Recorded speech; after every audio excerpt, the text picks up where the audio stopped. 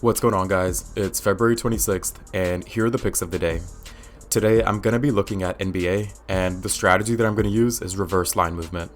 Before I get into today's picks, I want to take a quick peek at the games we had yesterday.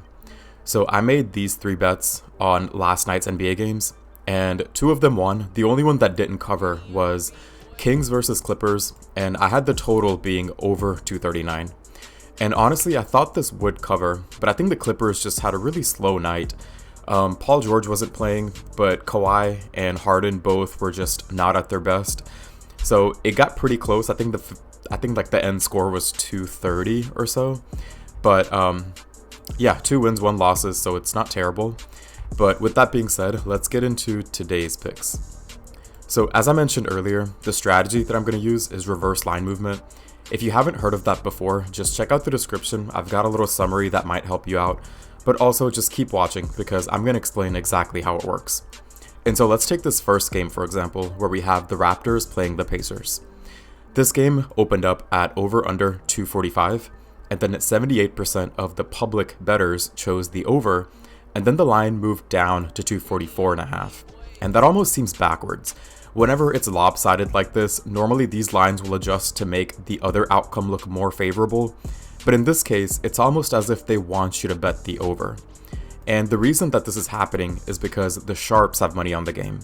And the sharps are the more knowledgeable bettors, they're the guys betting larger amounts, and they're almost the experts in the sport. And the bookmakers know exactly who these people are, and they value the sharp picks over the public picks because they think the sharps have the advantage. And so reverse line movement like this happens when there's a difference of opinion between the public bettors and then the sharp bettors. And what the bookmaker is doing is essentially, if they think the sharp is right, then they're going to adjust the line to make the other outcome look as good as they can. And they're thinking that, okay, if the under wins, then they don't have to pay out 78% of the bettors. They only have to pay out 22%. And so it almost ends up being like a profit move. And so whenever you see reverse line movement, it's always best to go with the sharp bettors. And so for this game, I would go with the under.